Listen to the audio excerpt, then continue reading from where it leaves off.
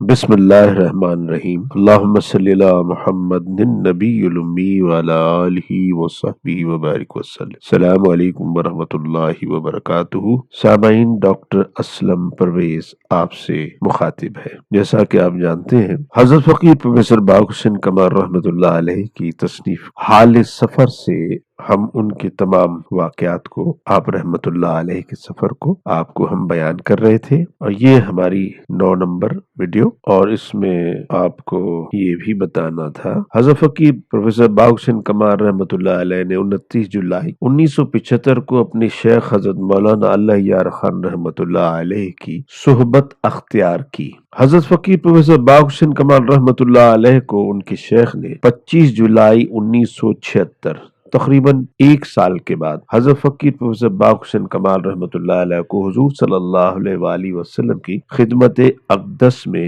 روحانی بیعت کے لیے پیش کیا۔ حضرت مولانا اللہ یار خان کے وصال کے وقت حضرت فقیر پروفیسر باغ حسین قمر رحمت اللہ علیہ حجابات الوحیت کے ابتدائی حصے میں گرم پرواز تھے۔ حضرت فقیر پروفیسر باغ حسین قمر رحمت اللہ علیہ فرماتے ہیں کہ ان کے شیخ حضرت مولانا اللہ یار خان کے وصال کے بعد اویسی طریقے پر حضرت مولانا اللہ یار خان رحمت اللہ علیہ اور اپنے بابا جی حافظ شیخ حاجی احمد ہیلانی رحمت اللہ علیہ، حضرت شیخ عبد القادر جیلانی رحمت اللہ علیہ اور حضرت خواجہ امام حسن بصری رحمت اللہ علیہ سے روحانی رابطہ قائم ہوا، جو 1 ماہ تک روزانہ صبح و شام ذکر کے دوران روحانی طور پر حضرت فقیر پروفیسر باغ حسین قمر رحمت اللہ علیہ کی محفل ذکر میں تشریف لا کر اپنی توجہ سے نوازتے رہے۔ حضرت فقیر پروفیسر باغ حسین قمر رحمت اللہ علیہ فرماتے ہیں کہ جب ان کی روح قوی ہو گئی تو ایک دن مجھے درمیان میں کھڑا کر کے دائیں جانب حضرت امام حسن بصری رحمت اللہ علیہ اور شیخ عبد القادر جیلانی رحمت اللہ علیہ،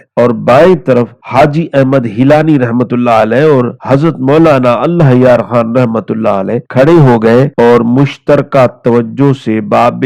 مغفرت تک پہنچا دیا۔ آگے چند مقامات حضرت امام حسن رضی اللہ عنہ اور حضرت امام حسین رضی اللہ عنہ نے، اور اس سے آگے کچھ مقامات حضرت صدیق اکبر رضی اللہ عنہ اور حضرت علی رضی اللہ عنہ نے طے کرائے۔ حضور صلی اللہ علیہ وآلہ وسلم نے بعد ازاں کئی مقامات ذاتی توجہ سے طے کرائے۔ حجابات الوحیت کو طے کر کے اللہ تعالیٰ کے اسم مبارک غفور کی نسبت سے باب مغفرت پر رسائی ہوتی ہے، جہاں سے اللہ تعالیٰ کے اسماء حسنہ کے مطابق 99 مقامات طے کر کے بیت اللہ پر پہنچتے ہیں۔ باب حجابات سے باب مغفرت تک جتنا فاصلہ ہے، اس سے ہزاروں گنا فاصلہ باب مغفرت سے بیت اللہ تک ہے۔ یہاں سے آگے جو منازل طے کرائی گئیں انہیں دیکھ کر محسوس ہوا کہ بیت اللہ پر رسائی تو گویا اصلی سفر کا نقطہ آغاز تھا۔ بیت اللہ سے آگے کی منازل میں فقیر کو، یعنی کہ حضرت فقیر پروفیسر باغ حسین فرماتے ہیں کہ ان کو اللہ تعالیٰ کے فضل اور حضور رسالت مآب صلی اللہ علیہ وآلہ وسلم کی خصوصی توجہ اور معیت سے فیضیاب ہونے کی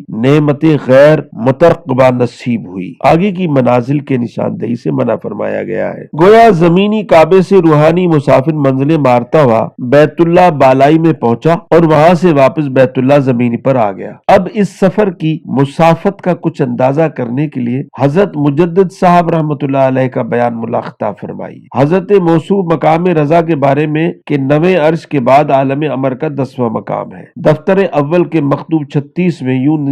نشاندہی فرماتے ہیں: شان یہ ہے کہ کشف و کرامات سے آگے قدم رکھا جائے اور مقام رضا کو حاصل کیا جائے، جو مقامات سلوک و جذبے کی انتہا اور اس کا حصول بہت ہی مشکل ہے۔ ہزاروں اولیاء میں سے کوئی ایک اس مقام تک پہنچتا ہے۔ اب مقام رضا سے مقام ابدیت، وہاں سے باب حجابات الوحیت، اور وہاں سے باب مغفرت، اور وہاں سے بیت اللہ بالائی، اور وہاں سے واپس بیت اللہ زمینی تک کے فاصلے کا تصور حساب کتاب کے احاطے میں نہیں آ سکتا۔ اگر بقول حضرت مجدد رحمت اللہ علیہ مقام رضا تک ہزاروں میں سے کوئی ایک ولی رسائی حاصل کرتا ہے، تو اس سے بلند تر مقامات پر تو بہت ہی قلیل اولیاء انبیاء کرام رحمت اللہ علیہ کو رسائی حاصل ہوتی ہوگی۔ مقام رضا تک پہنچنے والے سالک کی اس مقام کی پختگی کا ظاہری نتیجہ یہ نکلے گا کہ وہ اپنی ذات پسند و ناپسند سے دستبردار ہو جائے گا۔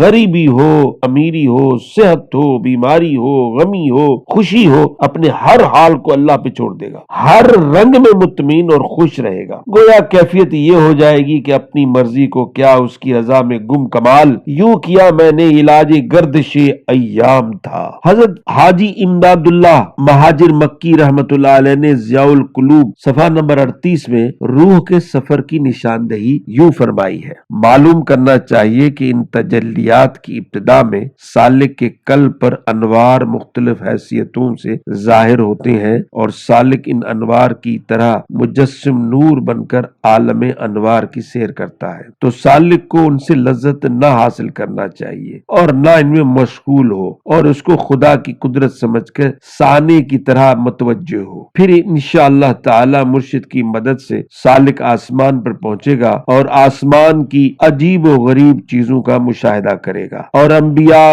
اولیاء اور فرشتوں کی روحوں سے نیاز حاصل کرے گا اور فرشتوں کو مختلف صورتوں میں دیکھے گا اور انہی کی طرح آسمان پر صعود کر کے عجیب عجیب چیزوں کا نظارہ کرے گا اور درد عشق اور شوق کے ساتھ ترقی کرے گا، اور پھر ارشاد الہی اور مرشد کی توجہ سے عرش و کرسی پر پہنچے گا اور کرسی کو نور عرش سے منور اور آفتاب کی مانند روشن پائے گا۔ حضرت مجدد الف ثانی رحمت اللہ علیہ اپنے روحانی سفر کی رویداد دفتر اول کے مکتوب نمبر 1 میں یوں بیان فرماتے ہیں: پھر ایک اور عروج واقع ہوا جس میں مشائخ عظام، ائمہ اہل بیت، خلفائے راشدین کے مقامات اور حضرت رسالت پناہ صلی اللہ علیہ وآلہ وسلم کا مقام خاص اسی طرح اپنے درجات کے مطابق تمام باقی انبیاء و رسل اور فرشتوں کے بلند ترین گروہ کے مقامات عرش سے اوپر مشہود ہوئے۔ انفاس العارفین صفحہ نمبر 22 پہ حضرت شاہ عبد الرحیم دہلوی رحمت اللہ علیہ کے روحانی سفر اور روحانی بیت کا حال یوں لکھا ہے: میں اسی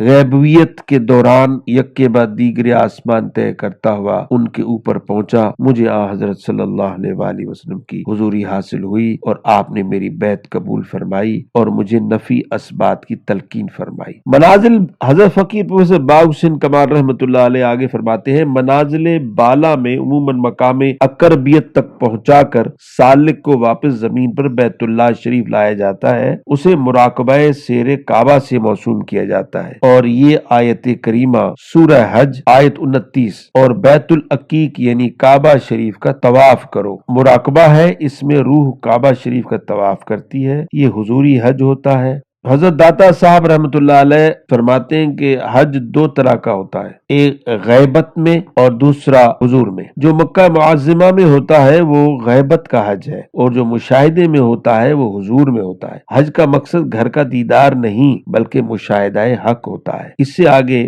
یا ایھا الذین آمنوا صلوا علیہ وسلموا تسلیما سورہ الاحزاب آیت 56، اے ایمان والو آپ صلی اللہ علیہ وآلہ وسلم پہ درود اور خوب سلام بھیجو کی آیت کریمہ کے مطابق روزہ اطہر کا مراقبہ کر کے پہلے روزہ اطہر اور پھر مسجد نبوی دربار عام میں باریاب کرایا جاتا ہے۔ بعد ازاں حسب استعداد حضور رسول کریم صلی اللہ علیہ وآلہ وسلم کے دست اقدس پہ بیعت سے مشرف کیا جاتا ہے۔ تصوف کی اصلاح میں فنا فی رسول سے تعبیر کیا جاتا ہے۔ دربار اقدس میں باریابی کی بھی کئی درجے ہیں۔ اول یہ کہ دن رات اس کی روح وہیں مقیم رہے، دوم کے صبح و شام حاضر ہو، سوم کے ہفتے میں ایک بار، چہارم یہ کہ میلاد النبی صلی اللہ علیہ وآلہ وسلم کے موقع پر باریابی کی اجازت ملے۔ اہل برزخ کے لیے میلاد النبی صلی اللہ علیہ وآلہ وسلم کا موقع عید کی کیفیت رکھتا ہے۔ اس روز رب العزت کی طرف سے ارض و سما، عرش اور بالا تر مقامات بلکہ ساری کائنات کو آراستہ و پیراستہ کرنے کا خصوصی اہتمام کیا جاتا ہے۔ یہ آرائش و زیبائش دیدنی ہوتی ہے مگر اہل کشف میں سے بھی چند خوش نصیبوں کو ہی یہ جلوے دکھائے جاتے ہیں۔